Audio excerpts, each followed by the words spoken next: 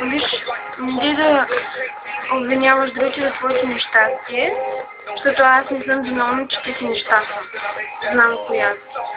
Факт, че даваш хората да те използват и да си правят каквото си искат с теб, аз не съм виновна, разбрали?